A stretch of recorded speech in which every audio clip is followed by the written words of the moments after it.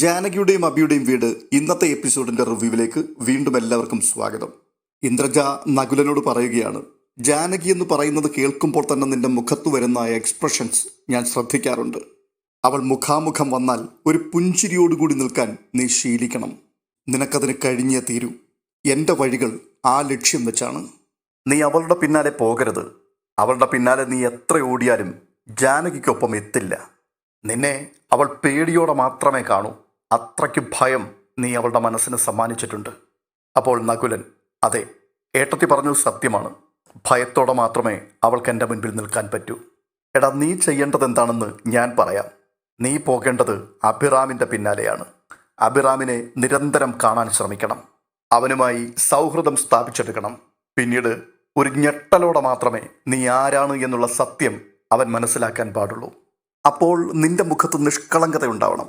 ജീവിതം ബലി കഴിക്കപ്പെട്ടവൻ്റെ നിസ്സഹായ അവസ്ഥ. എന്നാൽ ജാനകിയുടെ പിന്നാലെ ഞാനുണ്ടാവും. ഞാനത് ആരംഭിച്ചു കഴിഞ്ഞു. അവളെ കൂടുതൽ കൂടുതൽ സമ്മർദ്ദത്തിൽപ്പെടുത്താൻ. അവിടെ നിന്ന് ഞാൻ അവളെ മോചിപ്പിച്ചെടുക്കും. ഇത്രയും പറഞ്ഞിട്ട് ഇന്ദ്രജ അവിടെ നിന്ന് നടന്നകലുകയാണ്. തുടർന്ന് കാണുന്നത് ചന്ദ്രകാന്തത്തിലെ കാഴ്ചയാണ്. അവിടേക്ക് ഡിറ്റക്റ്റീവ് പശുപതി കയ്യിൽ ഒരു ഫയലുമൊക്കെ പിടിച്ചുകൊണ്ടെത്തുന്നുണ്ട്. പശുപതിയുടെ മുൻപിലേക്ക് വന്നുപെടുന്നത് മേരിയമ്മയാണ്. അയാളെ കണ്ടുകൊണ്ട് മേരിയമ്മ ചോദിക്കുന്നുണ്ട്, ആരാടൂ? അത് ഞാൻ ഇവിടുത്തെ റെസിഡൻസ് അസോസിയേഷൻ്റെ പഞ്ചായത്ത് പ്രസിഡന്റാ, അല്ല വൈസ് പ്രസിഡന്റാ. മനസ്സിലായില്ലേ? ഞങ്ങൾക്കിവിടെ ഒരു അസോസിയേഷൻ ഉണ്ട്. അതായത് ഇവിടെയുള്ള 150 വീട്ടുകാർക്ക് എന്തെങ്കിലും ഒരു ആവശ്യം വന്നാൽ ഞങ്ങളുടെ ഫോൺ നമ്പറിൽ വിളിച്ചാൽ മതി. ഉദാഹരണത്തിന് രാധാമണി അമ്മയ്ക്ക് രാത്രിയിൽ ഒരു അത്യാവശ്യം വന്നാൽ ഉടനെ മേരിയമ്മ, നിർത്ത്, എൻ്റെ പേര് രാധാമണി എന്നാണെന്ന് ആരാ നിന്നോട് പറഞ്ഞത്? അത് പിന്നെ ഇവിടുത്തെ ലെയിനിൽ താമസിക്കുന്ന എല്ലാ ആൾക്കാരുടെയും ഡീറ്റെയിൽസ് ഞങ്ങളുടെ കയ്യിലുണ്ടല്ലോ. വാടകക്കാരാകുമ്പോൾ ഓണർമാർ അവരുടെ ഡീറ്റെയിൽസ് ഞങ്ങളുടെ കയ്യിൽ തരും. എങ്കിലല്ലേ നിങ്ങൾക്ക് ഇവിടെ താമസിക്കാൻ പറ്റൂ. ഒരു മിനിറ്റ്, ഒരു കോള് ചെയ്തോട്ടെ.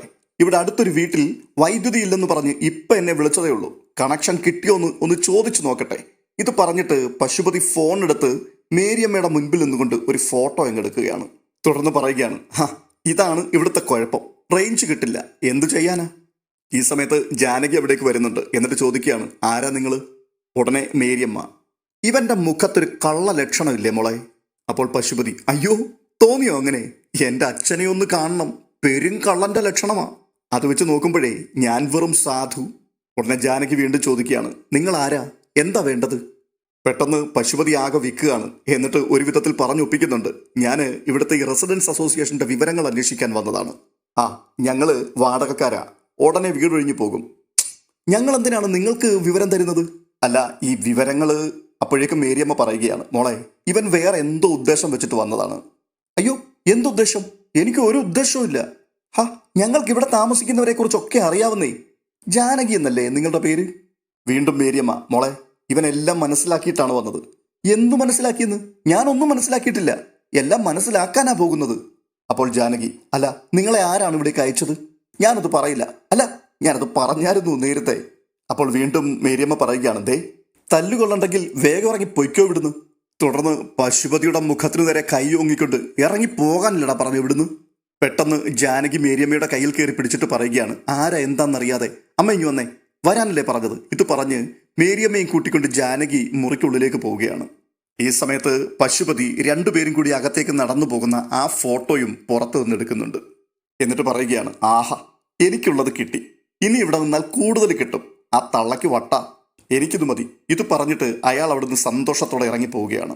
തുടർന്ന് കാണുന്ന കാഴ്ച ഒരു റെസ്റ്റോറൻറ്റിൽ ഇരുന്നു കൊണ്ട് അബി ഭക്ഷണം കഴിച്ചുകൊണ്ടിരിക്കുന്നതാണ്. അവിടേക്ക് നകുലൻ എത്തുന്നുണ്ട്. എന്നിട്ട് അബി ഇരിക്കുന്ന സീറ്റിന് ഓപ്പോസിറ്റായി അയാൾ വന്നിരിക്കുകയാണ്. ഒരു സംശയവും തോന്നിക്കാത്ത രീതിയിൽ അല്പനേരം അവിടെ ഇരുന്നതിന് ശേഷം അബിയോട് ഹലോ എന്ന് പറയുന്നുണ്ട്. ഈ സമയത്ത് തന്നെ വെയിറ്റർ വരുമ്പോൾ അയാൾ ഭക്ഷണമൊക്കെ ഓർഡർ ചെയ്യുന്നു. എന്നിട്ട് അബിയോട് മെല്ലെ സംസാരിക്കാൻ തുടങ്ങുകയാണ്. ഇതിനിടയിൽ അയാൾ അബിയുടെ ഒരു ഫോട്ടോയും എടുക്കുന്നുണ്ട്. തുടർന്ന്, എക്സ്ക്യൂസ് മീ, എവിടെയോ കണ്ട് മുഖപരിചയം, എന്താണ് പേര്? അപ്പോൾ അബി, അഭിറാം. ഞാൻ നകുലൻ പടവീടൻ എന്ന് പറയും. ഇപ്പോൾ ഞാൻ ബാംഗ്ലൂർ സെറ്റിൽഡാണ്. ബിസിനസ്സൊക്കെ അവിടെയാണ്. 6-7 വർഷം മുമ്പ് ഇവിടെ ഉണ്ടായിരുന്നു. ചില ഇഷ്യൂസിൻ്റെ പുറത്ത് ഇവിടെയുള്ള ബിസിനസ്സൊക്കെ അവസാനിപ്പിച്ചിട്ട് പോയതാ. ബൈ ദ ബൈ, അഭിറാം എന്ത് ചെയ്യുന്നു? ഞങ്ങളും ബിസിനസ്സുകാരാണ്. സൂര്യപ്രഭ ഓർഗനൈസേഷൻ എന്നാണ് ബിസിനസ് ഗ്രൂപ്പിൻ്റെ പേര്. ഓ യെസ്, കേട്ടിട്ടുണ്ട്. അല്ല, ബാംഗ്ലൂരിലൊക്കെ വരാറുണ്ടോ? കമ്പനി CEO ഞാനായിരുന്നു. അന്ന് വരാറുണ്ടായിരുന്നു. യെസ്, നമ്മൾ അവിടെ വെച്ച് കണ്ടിട്ടുണ്ട്. ഇത് കേട്ടിട്ട് അബി ഒന്ന് പുഞ്ചിരിക്കുകയാണ്. അപ്പോൾ വീണ്ടും നകുലൻ പറയുകയാണ്, അപരിചിതരായ രണ്ടുപേർ സൗഹൃദപൂർവ്വം സംസാരിക്കണമെന്നുണ്ടെങ്കിൽ ഒരു ലിങ്ക് എവിടെയെങ്കിലും ഉണ്ടാവും. അത് കേട്ടിട്ട് അബി, ഇപ്പോ CEO എൻ്റെ അനിയനാണ്, മറ്റു കാര്യങ്ങളുമൊക്കെ ആയിട്ട് ഞാൻ കഴിയുന്നു. ആ, നിങ്ങളിപ്പോൾ കൺസ്ട്രക്ഷൻ മെറ്റീരിയൽസ് ഒക്കെ സപ്ലൈ ചെയ്യുന്നുണ്ട് അല്ലേ? ആ ഉണ്ട്. ആ അത് തന്നെ. ആരോ ഒരിക്കൽ സൂര്യപ്രഭയുടെ കാര്യം ഇങ്ങനെ പറഞ്ഞിരുന്നു. തുടർന്ന് അയാൾ ചോദിക്കുകയാണ്, അഭിറാം മാരീഡ് ആണോ? അതെ, ഒരു മകളുമുണ്ട്. ഓ, എൻ്റെ വിവാഹം കഴിഞ്ഞിട്ടില്ല. അതിന് ശ്രമിക്കാഞ്ഞിട്ടൊന്നുമല്ല. ഞങ്ങളുടെ കമ്പനിയിൽ വർക്ക് ചെയ്തുകൊണ്ടിരുന്നൊരു പെൺകുട്ടിയെ കണ്ട് വല്ലാണ്ടങ്ങ് മോഹിച്ചു പോയി. മോഹിച്ചു എന്ന് പറഞ്ഞാൽ പോരാ, വല്ലാണ്ടൊരു ഇഷ്ടം. ബ്യൂട്ടി കണ്ടൊന്നും അല്ല കേട്ടോ. അവളുടെ ആ ചിരി, പെരുമാറ്റം, എല്ലാവരെയും സന്തോഷിപ്പിച്ചുകൊണ്ടുള്ള ആ ഒരു സംസാരം. തുളസിക്കതിർ പോലൊരു പെണ്ണെന്നൊക്കെ പറയാറില്ലേ, അതുപോലൊരു പെണ്ണ്. ആ, പാവപ്പെട്ട വീട്ടിലെ കുട്ടിയാ. ബന്ധുക്കളെന്ന് പറയാൻ കാര്യമായിട്ട് ആരുമില്ല. ഇതൊക്കെ കേട്ടിട്ട് അബി, ആഹാ ഇൻട്രസ്റ്റിംഗ് ആണല്ലോ. അപ്പോൾ നകുലൻ പറയുകയാണ്, കഥ മുഴുവനും കേട്ടാൽ അഭിറാമിന് അത്ര വലിയ ഇൻട്രസ്റ്റിംഗ് ഒന്നും ആവൂല. ആഹാ, എന്തുപറ്റി? അവളെ സ്വന്തമാക്കാൻ കഴിഞ്ഞില്ലേ? ആ, ഏട്ടൻ അന്ന് ജീവിച്ചിരിപ്പുണ്ടായിരുന്നു. പിന്നീട് ഒരു ആക്സിഡന്റിലാണ് ഏട്ടൻ മരിച്ചത്. പക്ഷേ ഏട്ടൻ എതിർത്തെങ്കിലും ഏട്ടത്തി ആ ബന്ധത്തിന് സപ്പോർട്ട് തന്നു. എന്നാൽ താലികെട്ടിന്റെ പടിവാതുക്കലെത്തിയപ്പോൾ അവൾ ഒഴിഞ്ഞു മാറി. എന്റെ കസിൻ കളിച്ച കളിയാണ്. കപ്പിനും ചുണ്ടിനും ഇടയിൽ വെച്ച് നഷ്ടപ്പെടുക എന്ന് പറയില്ലേ, അതാ സംഭവിച്ചത്. അവള് കമ്പനിയിൽ നിന്ന് പോയി. അറിയില്ല ഇപ്പൊ എവിടെയാണെന്ന്. വർഷം 7 കഴിഞ്ഞു. പിന്നെ എനിക്ക് കുറച്ച് മെന്റൽ ഡിപ്രഷനും ഒക്കെ വന്നു. എന്നാൽ ഞാൻ അതിൽ നിന്നൊക്കെ പുറത്തു വന്നു. ഇന്നും അവളുടെ മുഖം തേടി നടക്കുകയാണ് ഞാൻ. തുടർന്ന് വീണ്ടും അയാൾ ചോദിക്കുകയാണ്, അല്ല എങ്ങനെയായിരുന്നു അഭിറാമിന്റെ മാരേജ്? ലവ് മാരേജ് ആയിരുന്നോ? അങ്ങനെയും പറയാം. ഗുഡ്. പ്രണയത്തിൽ വീഴ്ത്താൻ മിടുക്ക് പെണ്ണിനാണ്. നമ്മളെ കൊണ്ട് അവൾ ചൂണ്ടയിടിക്കും. അവളൊന്നും അറിയുന്നുമില്ല, കാണുന്നുമില്ല. പക്ഷേ നമ്മൾ അവളുടെ പിന്നാലെ ഓടും. എന്നും എപ്പോഴും വിഡ്ഢിയാകുന്നത് പുരുഷന്മാരാ, അല്ലേ അബ്രാം? എനിക്കങ്ങനെ തോന്നിയിട്ടില്ല. നകുലന്റെ അനുഭവം അതാവും. അല്ല, എന്താണ് അഭിറാമിന്റെ വൈഫിന്റെ പേര്? ജാനകി. ഇത് കേട്ടുകൊണ്ട് അബിയുടെ മുഖത്തേക്ക് നകുലനൊന്ന് തുറച്ചു നോക്കിക്കൊണ്ട് മനസ്സിൽ പറയുകയാണ്, എൻ്റെ ജാനകി. എന്നിട്ട് വീണ്ടും ചോദിക്കുകയാണ്, അല്ല അതെങ്ങനെ സാധിച്ചു? രാമനും സീതയും. ഓ, സാധിക്കുന്നതല്ലോ ഇതൊന്നും, വിധി കൊണ്ടുവന്ന് അടുപ്പിച്ചു തരുന്നതല്ലേ. എന്നിട്ട് എന്നാ ശരി എന്ന് പറഞ്ഞുകൊണ്ട് അബി അവിടെ നിന്നും എഴുന്നേറ്റ് പോവുകയാണ്. അബി നടന്നു പോകുന്ന കാഴ്ച പിന്നിലേക്ക് നോക്കി കണ്ടുകൊണ്ട് നകുലൻ മനസ്സിൽ പറയുകയാണ്, രാമനും സീതയും. അപ്പോൾ പിന്നെ ഞാനാരാടാ, രാവണനോ? തുടർന്ന് കാണുന്നത് അഡ്വക്കേറ്റ് ഉണ്ണിത്താനെയാണ്. അയാൾ ആരെയോ ഫോൺ ചെയ്തുകൊണ്ട് വരികയാണ്. അവിടേക്ക് അപ്പോൾ നിരഞ്ജന എത്തുന്നുണ്ട്. ഫോൺ സംഭാഷണം കേട്ടുകൊണ്ട് ആരാച്ച എന്ന് നിരഞ്ജന ചോദിക്കുമ്പോൾ, അതെ CI നടരാജന. മാധവ് വാര്യരുടെ മരണവുമായി ബന്ധപ്പെട്ട് ചില പ്രധാനപ്പെട്ട രേഖകൾ അദ്ദേഹത്തിൻ്റെ ഡയറിയിലുണ്ടെന്ന്.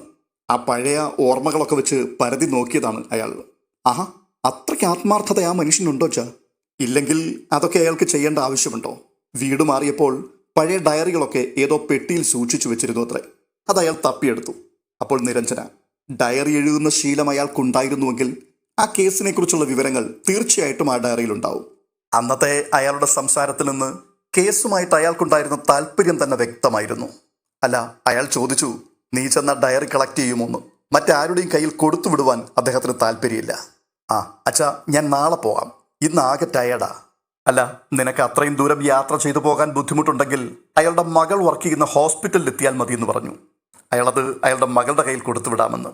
ഈ സിറ്റിയിൽ ഏതോ ഹോസ്പിറ്റലാണ് ആ കുട്ടി വർക്ക് ചെയ്യുന്നത്.